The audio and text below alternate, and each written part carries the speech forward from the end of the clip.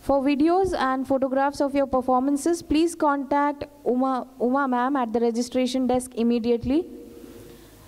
तुमच्या फोटोज आणि व्हिडिओजसाठी आत्ता लगेच उमा मॅमला रजिस्ट्रेशन डेस्कवर कॉन्टॅक्ट करा.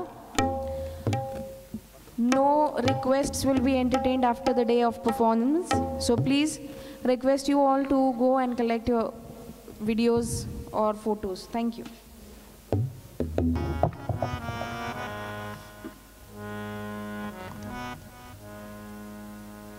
Serial number 406.